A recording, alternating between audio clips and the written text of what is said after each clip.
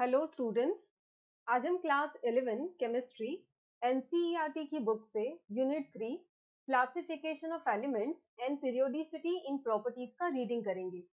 ये एक audio book है रिवीजन पर्पस के लिए। The periodic table is arguably the most important concept in chemistry, both in principle and in practice. It is the everyday support for students. It suggests new avenues of research to professionals, and it provides a succinct organization of the whole of chemistry. It is a remarkable demonstration of the fact that the chemical elements are not a random cluster of entities, but instead display trends and lie together in families. An awareness of the periodic table is essential to anyone who wishes to disentangle the world and see how it is built up from the fundamental building blocks of the chemistry, the chemical elements. This is given by Glenn T. Seaborg. In this unit, we will study the historical development of the periodic table as it stands today and the modern periodic law. We will also learn how the periodic classification follows as a logical consequence of the electronic configuration of atoms.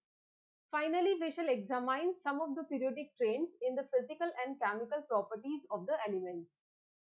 3.1 Why do we need to classify elements? We know by now that the elements are the basic units of all types of matter. In 1800, only 31 elements were known. By 1865, the number of identified elements had more than doubled to 63. At present, 114 elements are known. Of them, the recently discovered elements are man-made. Efforts to synthesize new elements are continuing. With such a large number of elements, it is very difficult to study individually the chemistry of all these elements and their innumerable compounds individually. To ease out this problem, scientists search for a systematic way to organize their knowledge by classifying the elements. Not only that it would rationalize known chemical facts about elements, but even predict new ones for undertaking further study. 3.2 Genesis of periodic classification. Classification of elements into groups and development of periodic law and periodic table are the consequences of systematizing the knowledge gained by a number of scientists through their observations and experiments. The German chemist John Daubernier in early 1800 was the first to consider the idea of trends among properties of elements. By 1829, he noted a similarity among the physical and chemical properties of several groups of three elements, that is triads. In each case, he noticed that the middle element of each of the triads had an atomic weight about halfway between the atomic weights of the other two. Also, the properties of the middle element were in between those of the other two members. Since Daubernier's relationship referred to as the law of triads seemed to work only for a few elements, it was dismissed as coincidence. The next reported attempt to classify elements was made by a French geologist, A.E.B. de Cancoteus, in 1862. He arranged the then known elements in order of increasing atomic weights and made a cylindrical table of elements to display the periodic recurrence of properties. This also did not attract much attention. The English chemist John Alexander Newlands in 1865 propounded the law of octaves. He arranged the elements in increasing order of their atomic weights and noted that every eighth element had properties similar to the first element.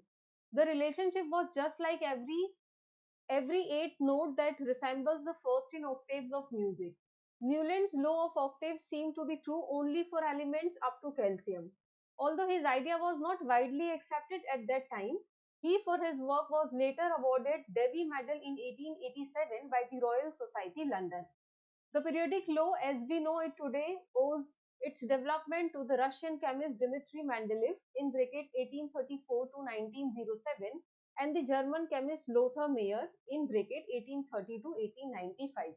Working independently, both the chemists in 1869 proposed that in arranging elements in the increasing order of their atomic weights, similarities appear in physical and chemical properties at regular intervals. Lothar Meyer plotted the physical properties such as atomic volume, melting point, and boiling point against atomic weight and obtained a periodically repeated pattern.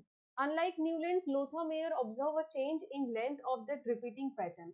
By 1868, Lothar Meyer had developed a table of the elements that closely resembles the modern periodic table. However, his work was not published until after the work of Dmitry Mendeleev, the scientist who is generally credited with the development of the modern periodic table. While Dauvergne initiated the study of periodic relationship, it was Mendeleev who was responsible for publishing the periodic law for the first time. It states as follows: the properties of the elements are a periodic function of their atomic weights. Mendeleev arranged elements in horizontal rows and vertical columns of a table in order of their increasing atomic weights in such a way that the elements with similar properties occupied the same vertical column or group. Mendeleev's system of classifying elements was more elaborate than that of Lothar Meyer's. He fully recognized the significance of periodicity and used broader range of physical and chemical properties to classify the elements. In particular, Mendeleev relied on the similarities in the empirical formulas and properties of the compounds formed by the elements. He realized that some of the elements did not fit in with his scheme of classification if the order of atomic weight was strictly followed. He ignored the order of atomic weights, thinking that the atomic measurements might be incorrect, and placed the elements with similar properties together. For example, iodine with lower atomic weight than that of tellurium was placed in group 7 along with fluorine, chlorine, bromine because of similarities in properties. At the same time, keeping his primary aim of arranging the elements of similar properties in the same group, he proposed that some of the elements were still undiscovered and therefore left several gaps in the table. For example, both gallium and germanium were unknown at the time Mendeleev published his periodic table. He left the gap under aluminium and a gap under silicon and called these elements eka aluminium and eka silicon. Mendeleev predicted not only the existence of gallium and germanium but also described some of their general physical properties. These elements were discovered later. Some of the properties predicted by Mendeleev for these elements and those found experimentally are listed in table 3.3. The boldness of Mendeleev's quantitative predictions and their eventual success made him and his periodic table famous. Mendeleev's periodic table published in 1905 is shown in figure 3.1.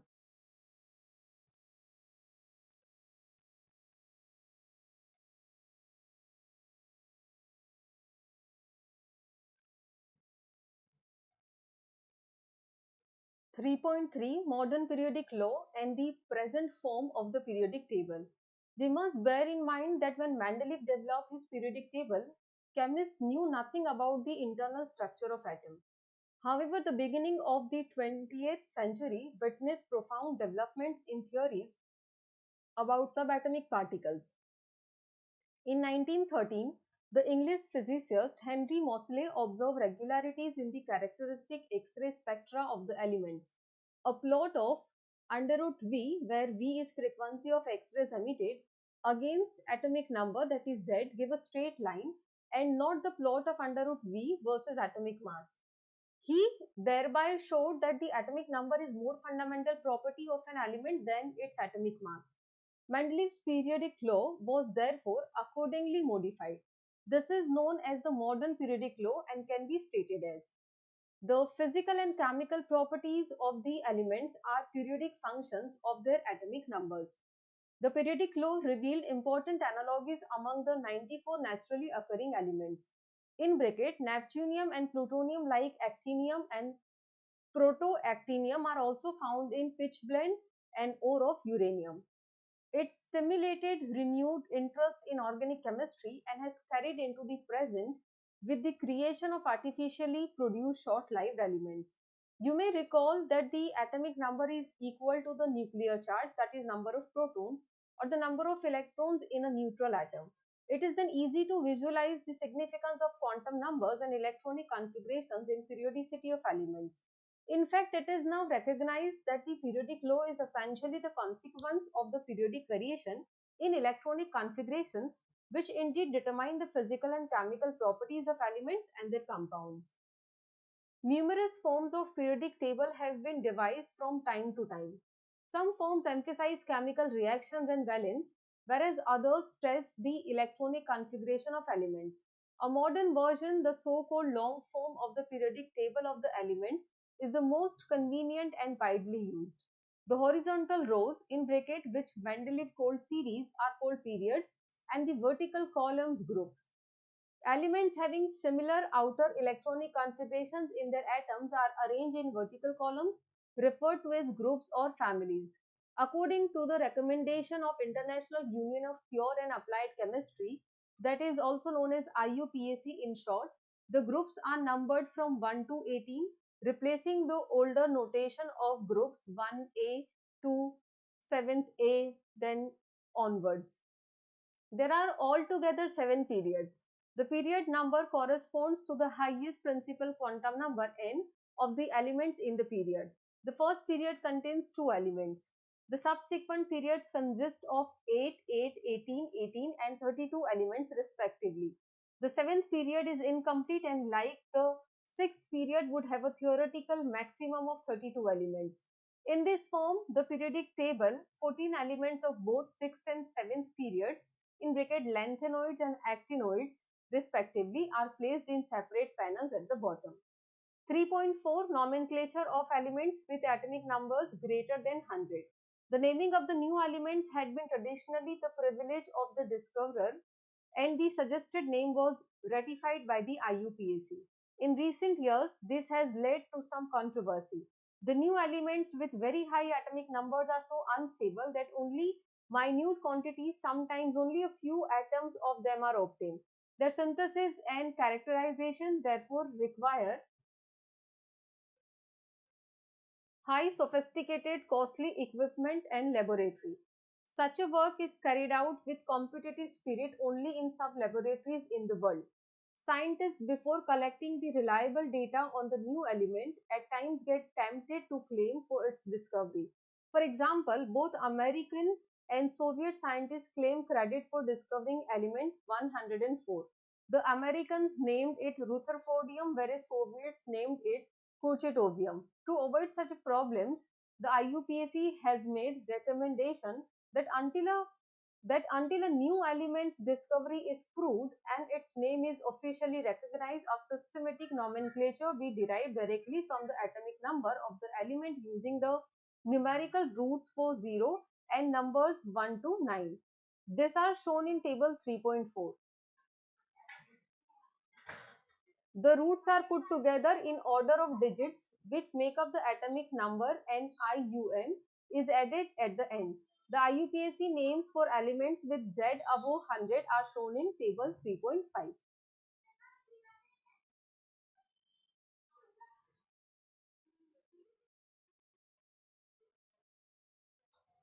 Thus, the new element first gets a temporary name with symbol consisting of 3 letters. Later, permanent name and symbol are given by a vote of IUPAC representatives from each country. The permanent name might reflect the country in which the element was discovered or pay tribute to a notable scientist. As of now, elements with atomic numbers up to 118 have been discovered. Official names of all elements have been announced by IUPAC. 3.5 Electronic configurations of elements and the periodic table. In the preceding unit, we have learned that an electron in an atom is characterized by a set of 4 quantum numbers, and the principal quantum number n defines the main energy level known as shell. We have also studied about the filling of electrons into different subcells, also referred to as orbitals, in an atom. The distribution of electrons into orbitals of an atom is called its electronic configuration. An element's location in the periodic table reflects the quantum numbers of the last orbital field. In this section, we will observe a direct connection between the electronic configurations of the elements and the long form of the periodic table. A. Electronic configurations in periods. The period indicates the value of n for the outermost or valence shell. In other words, successive period in the periodic table is associated with the feeling of the next higher principal energy level. It can be readily seen that the number of elements in each period is twice the number of atomic orbitals available in the energy level that is being filled.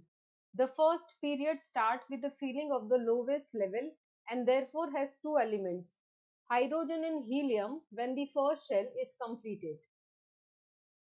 The second period starts with lithium and third electron enters the 2s orbital. The next element, beryllium, has 4 electrons and has the electronic configuration 1s2, 2s2. Starting from the next element, boron, the 2p orbitals are filled with electrons when the L shell is completed at neon. Thus, there are 8 elements in the second period. The third period begins at sodium and the added electron enters a 3s orbital.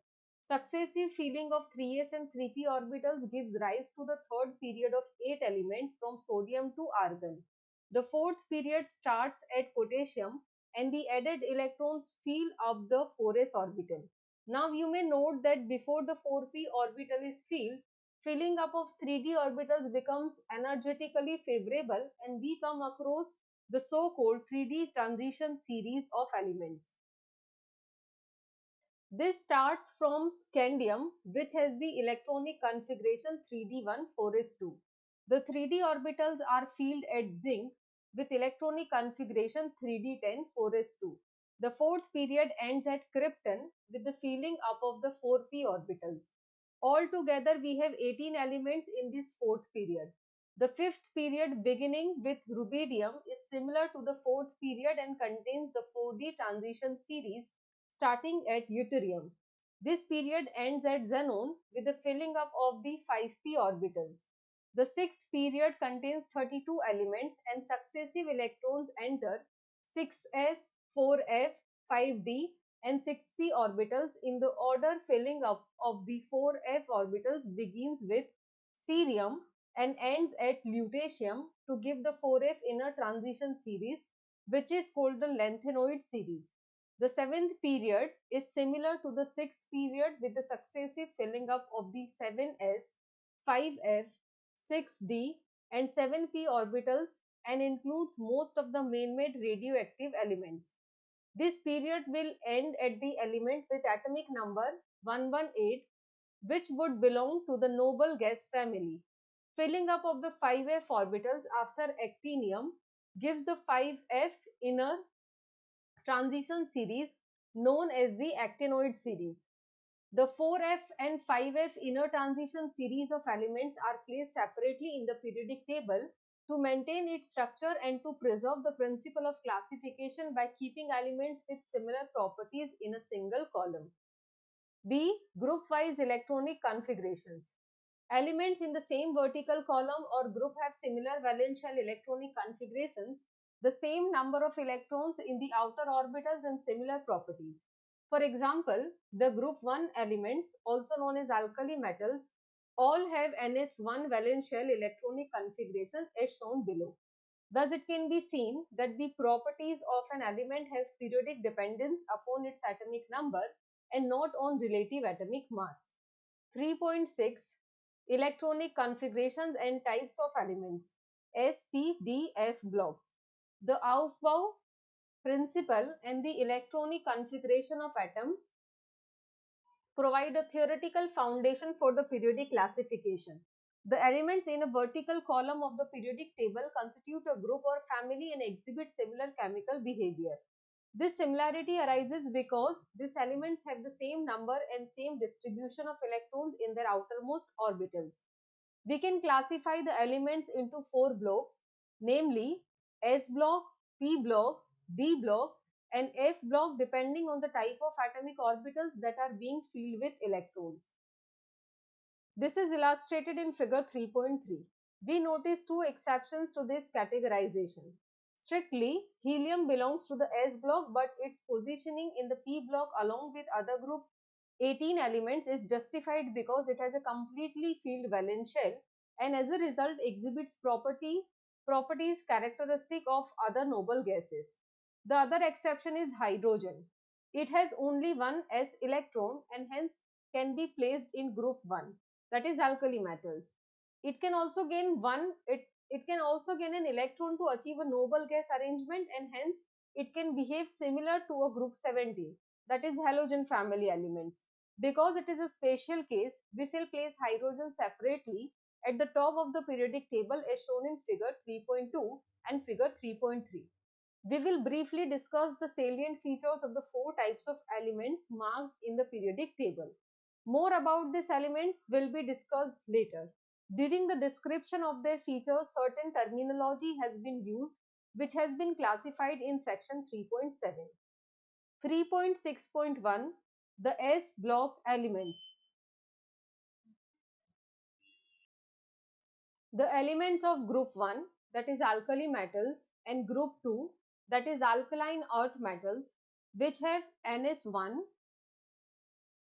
and Ns2 outermost electronic configuration, belong to the S block elements. They are all reactive metals with low ionization enthalpies. They lose the outermost electrons readily to form +1 ion or +2 ion. The metallic character and the reactivity increase as we go down the group. Because of high reactivity, they are never found pure in nature. The compounds of the S block elements, with the exception of those lithium and beryllium, are predominantly ionic. 3.6.2 The P block elements.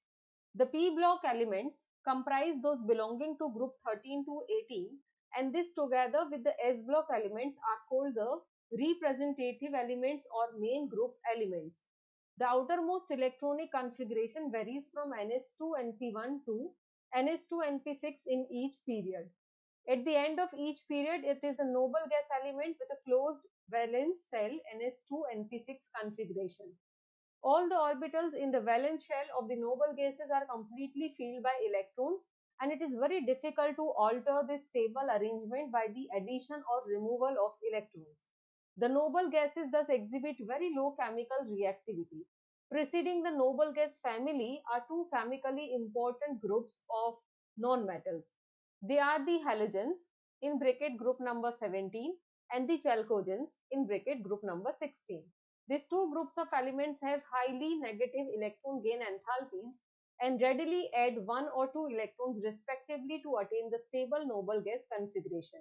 The non-metallic character increases as we move from left to right across a period, and metallic character increases as we go down the group.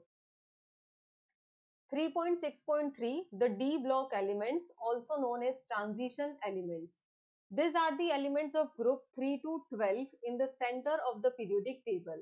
These are characterized by the filling of inner d orbitals by electrons and are therefore referred to as D block elements. These elements have the general outer electronic configuration n-1, d1 to 10, n, s0 to 2 electron.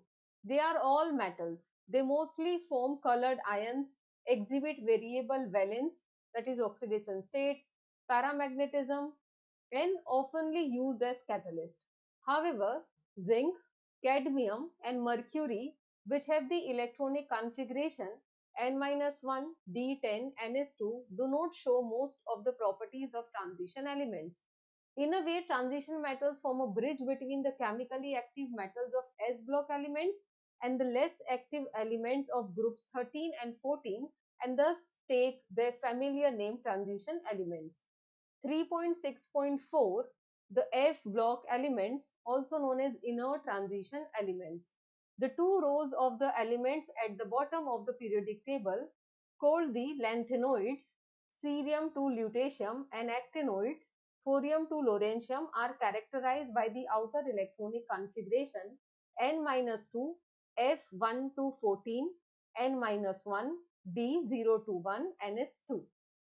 The last electron added to each element is filled in f orbital. These two series of elements are hence called the inner transition elements or f block elements. They are all metals. Within each series, the properties of the elements are quite similar.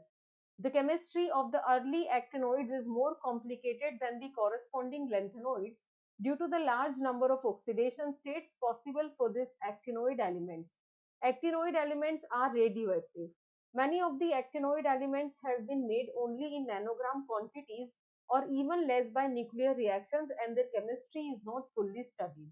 The elements after uranium are called trans-uranium elements. 3.6.5 Metals, non-metals and metalloids. In addition to displaying the classification of elements into S, P, D and F blocks, figure 3.3 shows another broad classification of elements based on their properties. The elements can be divided into metals and non-metals. Metals comprise more than 78% of all known elements and appear on the left side of the periodic table. Metals are usually solids at room temperature. In bracket, mercury is an exception. Gallium and cesium also have very low melting points, that is 303 Kelvin and 302 Kelvin respectively. Metals usually have high melting and boiling points. They are good conductors of heat and electricity. They are malleable, can be flattened into thin sheet by hammering, and ductile, can be drawn into wires. In contrast, non-metals are located at the top right hand side of the periodic table. In fact, in a horizontal row, the property of elements change from metallic on the left to non-metallic on the right. Non-metals are usually solids or gases at room temperature with low melting and boiling points. In bracket, boron and carbon are exceptions. They are poor conductors of heat and electricity. Most non-metallic solids are brittle and are neither malleable nor ductile. The elements become more metallic as we go down a group. The non-metallic character increases as one goes from left to right across the periodic table. The change from metallic to non-metallic character is not abrupt as shown by the thick zigzag line in figure 3.3.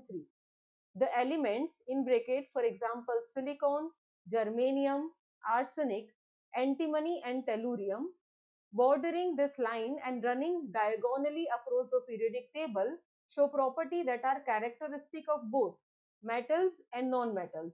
These elements are called semi-metals or metalloids.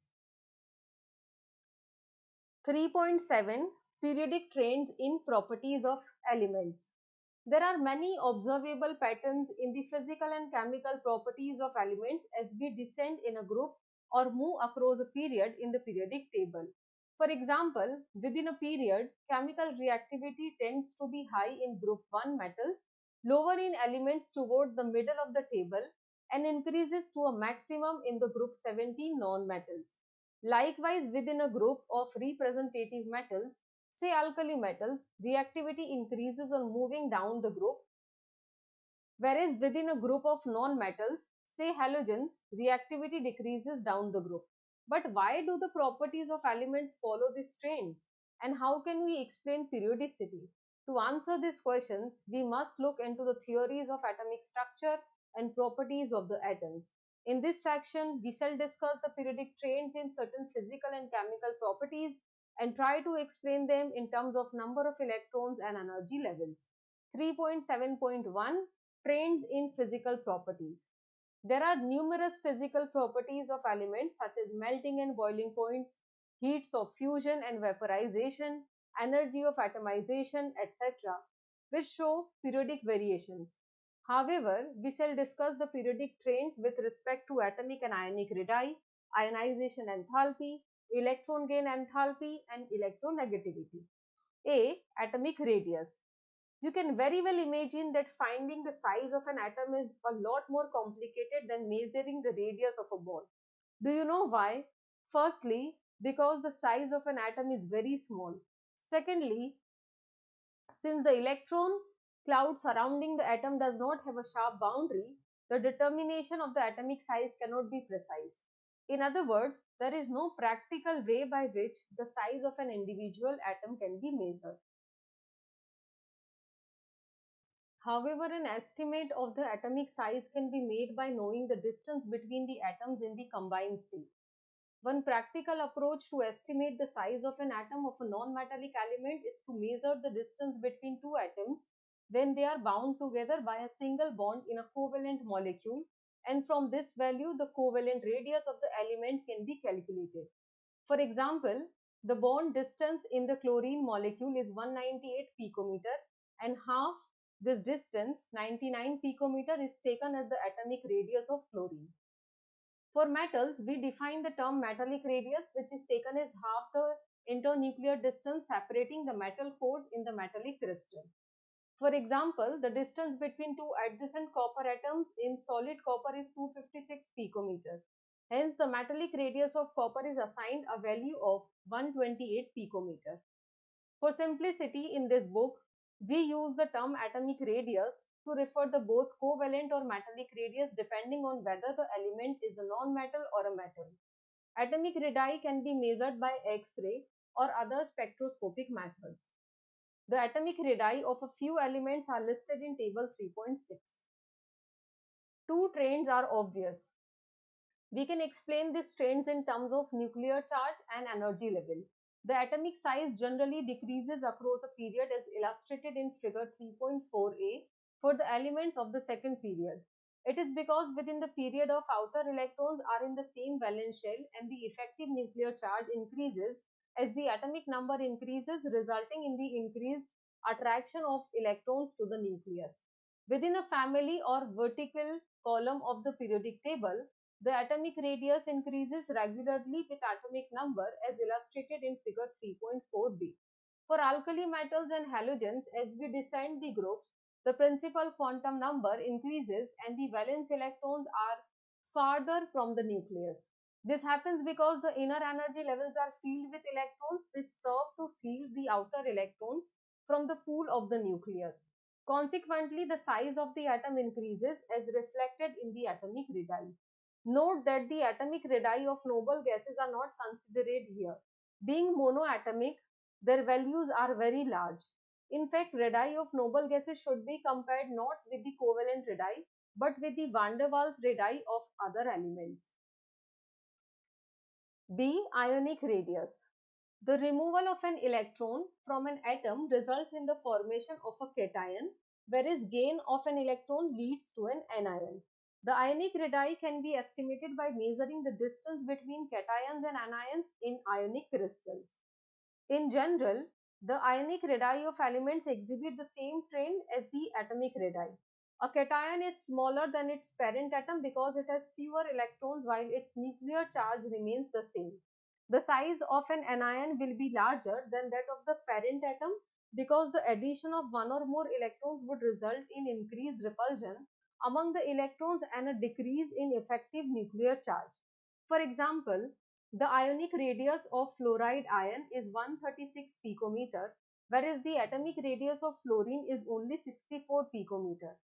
On the other hand, the atomic radius of sodium is 186 picometer compared to the ionic radius of 95 picometer for Na plus ion. When we find some atoms and ions which contain the same number of electrons, we call them isoelectronic species. For example, O-2, F-1, Na plus 1 and Mg plus 2 have the same number of electrons, that is 10. Their radii would be different because of their different nuclear charges. The cation with the greater positive charge will have a smaller radius because of the greater attraction of the electrons to the nucleus. Anion with the greater negative charge will have the larger radius. In this case, the net repulsion of the electrons will outweigh the nuclear charge and the ion will expand in size. C. Ionization enthalpy. A quantitative measure of the tendency of an element to lose electron is given by its ionization enthalpy. It represents the energy required to remove an electron from an isolated gaseous atom in its ground state. In other words, the first ionization enthalpy for an element X is the enthalpy change for the reaction depicted in equation 3.1. X in gaseous form will form X plus ion plus electron. The ionization enthalpy is expressed in units of kilojoule per mole. We can define the second ionization enthalpy as the energy required to remove the second most loosely bound electron. It is the energy required to carry out the reaction shown in equation 3.2. X plus ion will form X plus 2 ion and plus electron will liberate it. Energy is always required to remove electrons from an atom and hence ionization enthalpies are always positive. The second ionization enthalpy will be higher than the first ionization enthalpy because it is more difficult to remove an electron from a positively charged ion than from a neutral atom. In the same way, the third ionization enthalpy will be higher than the second, and so on. The term ionization enthalpy, if not qualified, is taken as the first ionization enthalpy. The first ionization enthalpies of elements having atomic numbers up to 60 are plotted in figure 3.5. The periodicity of the graph is quite striking. You will find maxima at the noble gases which have closed electron shells and very stable electron configurations. On the other hand, minima occur at the alkali metals, and their low ionization enthalpies can be correlated with their high reactivity. In addition, you will notice two trends. The first, ionization enthalpy generally increases as we go across a period and decreases as we descend in a group. These trends are illustrated in figure 3.6a and 3.6b respectively for the elements of the second period and the first group of the periodic table. You will appreciate that the ionization enthalpy and atomic radius are closely related properties. To understand these trends, we have to consider two factors.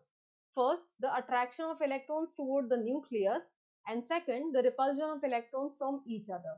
The effective nuclear charge experienced by a valence electron in an atom will be less than the actual charge on the nucleus because of shielding or screening of the valence electron from the nucleus by the intervening core electrons.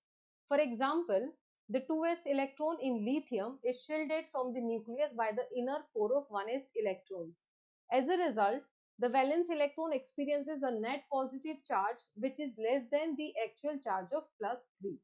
In general, shielding is effective when the orbitals in the inner shells are completely filled.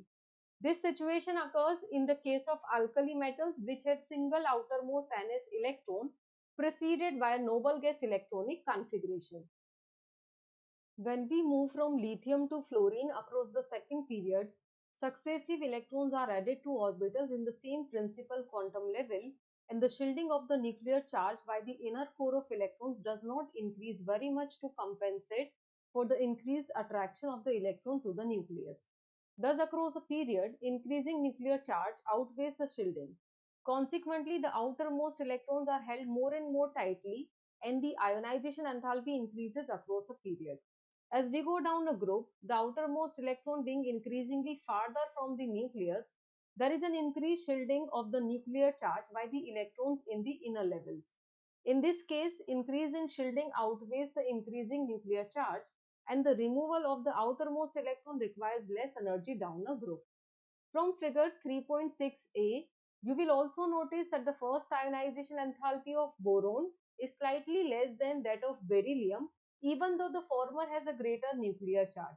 When we consider the same principal quantum level, an s electron is attracted to the nucleus more than a p electron. In beryllium, the electron removed during the ionization is an s electron, whereas the electron removed during ionization of boron is a p electron. The penetration of a 2s electron to the nucleus is more than that of a 2p electron. Hence, the 2p electron of boron is more shielded from the nucleus by the inner core of electrons than the 2s electrons of beryllium. Therefore, it is easier to remove the 2p electron from boron compared to the removal of a 2s electron from beryllium. Thus, boron has a smaller first ionization enthalpy than beryllium. Another anomaly is the smaller first ionization enthalpy of oxygen compared to nitrogen. This arises because in the nitrogen atom, 3 2p electrons reside in different atomic orbitals, whereas in the oxygen atom, 2 of the 4 2p electrons must occupy the same 2p orbital, resulting in an increased electron-electron repulsion. Consequently, it is easier to remove the fourth 2p electron from oxygen than it is to remove one of the 3 2p electrons from nitrogen. D. Electron gain enthalpy. When an electron is added to a neutral gaseous atom to convert it into a negative ion, the enthalpy change accompanying the process is defined as electron gain enthalpy. Electron gain enthalpy provides a measure of the ease with which an atom adds an electron to form anion as represented by equation 3.3. X plus electron will form X minus ion. Depending on the element, the process of adding an electron to the atom can be either endothermic or exothermic. For many elements, energy is released when an electron is added to the atom and the electron gain enthalpy is negative. For example, group 17 elements, the halogens, have very high negative electron gain enthalpies because they can attain stable noble gas electronic configurations by picking up an electron.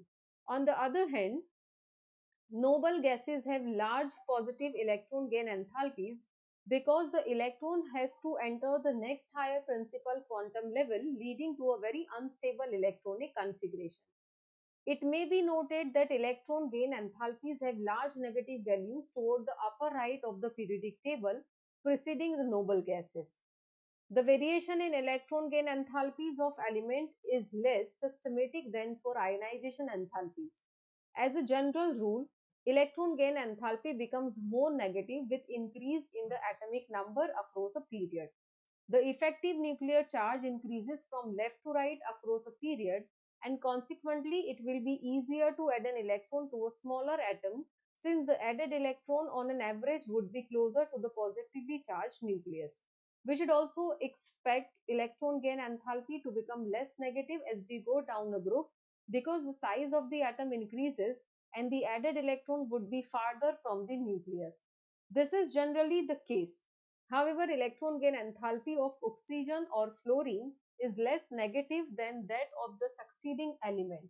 This is because when an electron is added to oxygen or fluorine, the added electron goes to the smaller n is equals to 2 quantum level and suffers significant repulsion from the other electrons present in this level. For the n is equals to 3 quantum levels, the added electron occupies a larger region of space and the electron-electron repulsion is much less. E. Electronegativity. A qualitative measure of the ability of an atom in a chemical compound to attract shared electrons to itself is called electronegativity. Unlike ionization enthalpy and electron gain enthalpy, it is not a measurable quantity. However, a number of numerical scales of electronegativity of elements, namely Powelling Scale, Mulliken-Jeff Scale, Allard-Rochow Scale, have been developed. The one which is the most widely used is the Powelling scale. Linus Pauling, an American scientist in 1922, assigned arbitrarily a value of 4.0 to fluorine, the element considered to have the greatest ability to attract electrons. Approximate values for the electronegativity of a few elements are given in table 3.8a. The electronegativity of any given element is not constant. It varies depending on the element to which it is bound. Though it is not a measurable quantity, it does provide a means of predicting the nature of force that holds a pair of atoms together, a relationship that you will explore later. Electronegativity generally increases across a period from left to right, say from lithium to fluorine, and decreases down a group, say from fluorine to astatine. In the periodic table, how can these trends be explained? Can the electronegativity be related to atomic radii, which tend to decrease across each period from left to right, but increase down each group? The attraction between the outer or valence electron and the nucleus increases as the atomic radius decreases in a period. The electronegativity also increases. On the same account, electronegativity values decrease with the increase in atomic radii down a group. The trend is similar to that of ionization enthalpy. Knowing the relationship between electronegativity and atomic radius, can you now visualize the relationship between electronegativity and non-metallic properties? Non-metallic elements have strong tendency to gain electrons. Therefore, electronegativity is directly related to that non-metallic properties of elements. It can be further extended to say that the electronegativity is inversely related to the metallic properties of elements. Thus, the increase in electronegativities across a period is accompanied by an increase in non-metallic properties of elements. Similarly, the decrease in electronegativity down a group is accompanied by a decrease in non-metallic properties of elements. All these periodic trends are summarized in figure 3.7. 3.7.2 Periodic trends in chemical properties. Most of the trends in chemical properties of elements, such as diagonal relationships, inert pair effect, effects of lanthanoid contraction, etc., will be dealt with along the discussion of each group in later units. In this section, we shall study the periodicity of valence state shown by elements and the anomalous properties of the second period elements from lithium to fluorine. A. Periodicity of valence or oxidation states. The valence is the most characteristic property of the elements and can be understood in terms of their electronic configurations. The valence of representative elements is usually equal to the number of electrons in the outermost orbitals and equal to 8 minus the number of outermost electrons is shown below.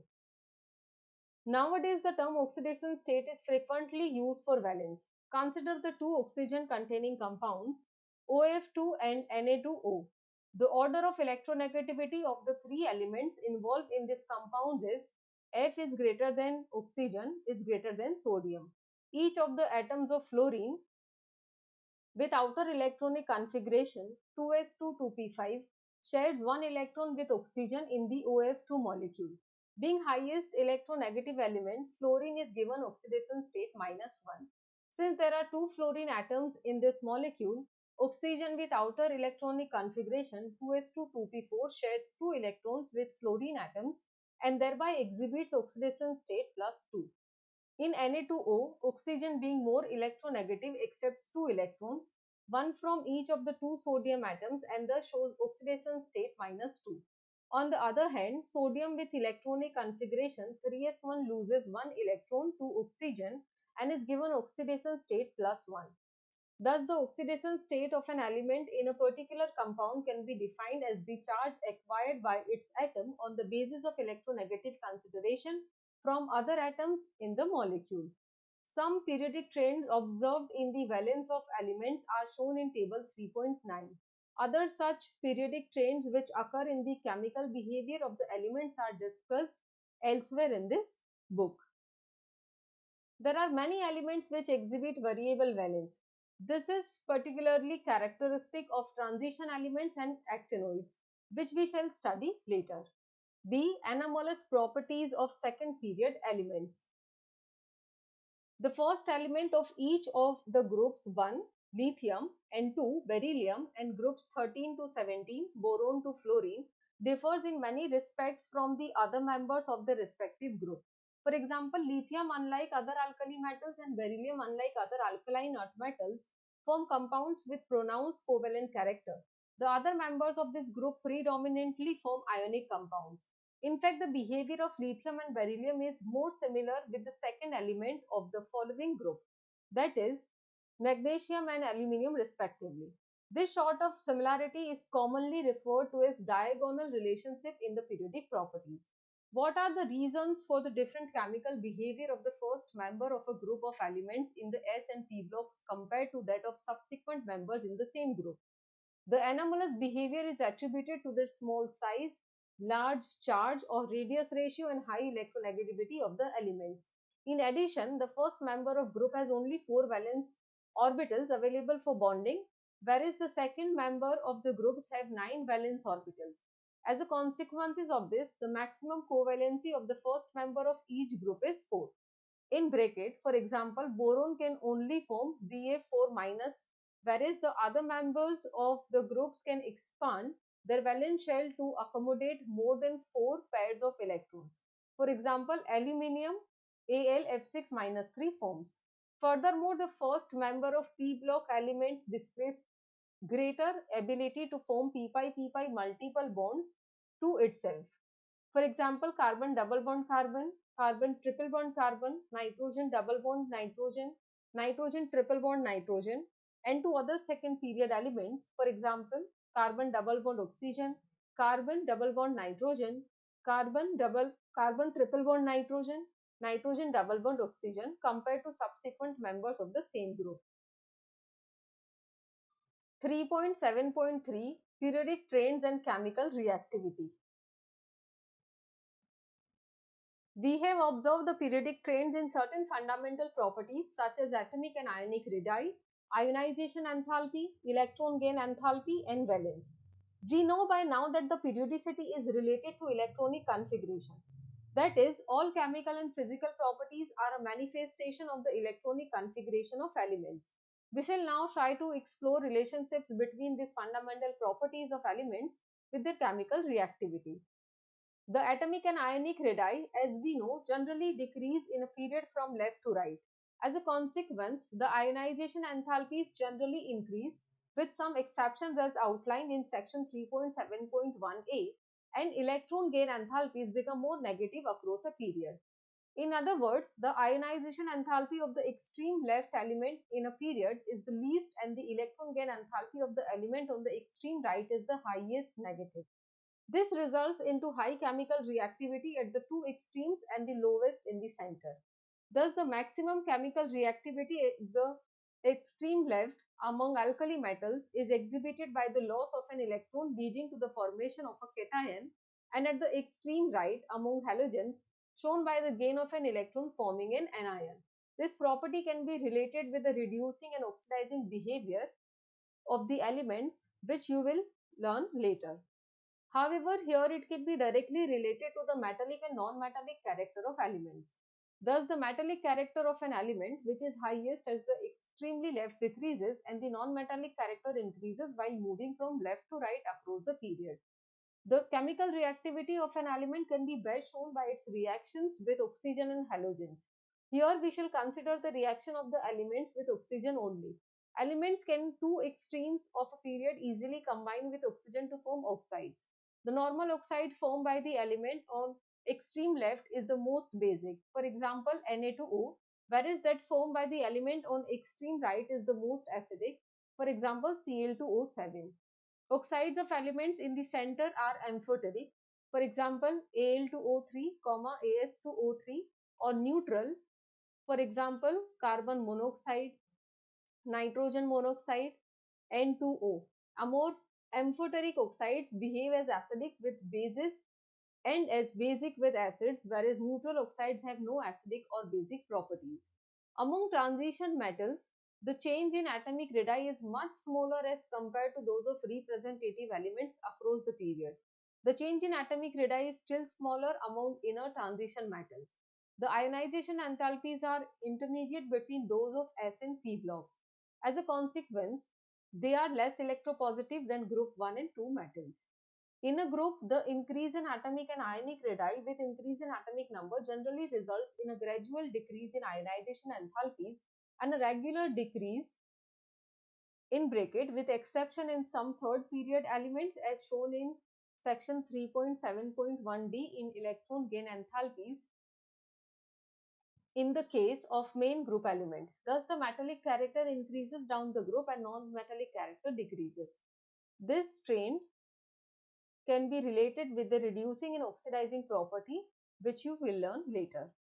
In the case of transition elements, however, a reverse trend is observed. This can be explained in terms of atomic size and ionization enthalpy.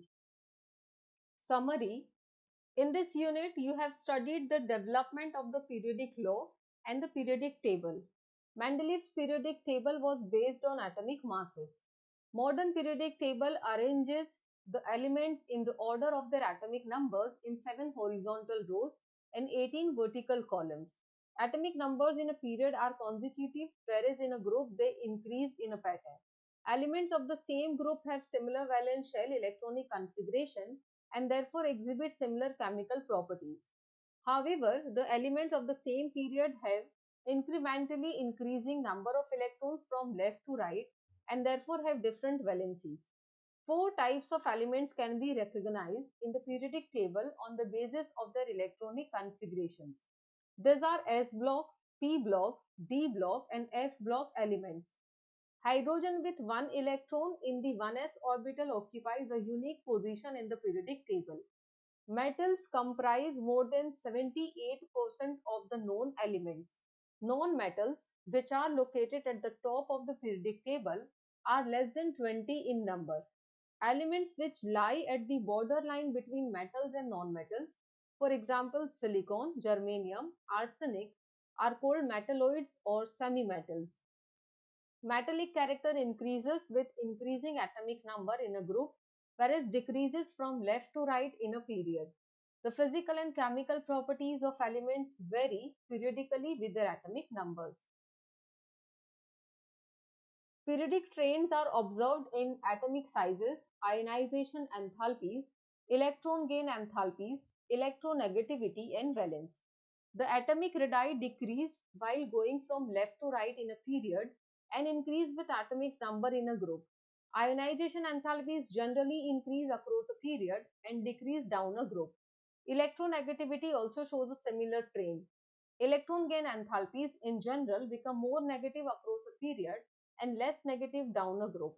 There is some periodicity in valence. For example, among representative elements, the valence is either equal to the number of electrons in the outermost orbitals or 8 minus this number.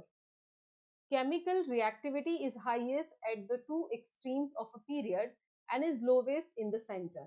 The reactivity on the left extreme of a period is because of the ease of electron loss in bracket or low ionization enthalpy. Highly reactive elements do not occur in nature in free state. They usually occur in the combined form. Oxides formed of the elements on the left are basic and of the elements on the right are acidic in nature. Oxides of elements in the center are amphoteric or neutral.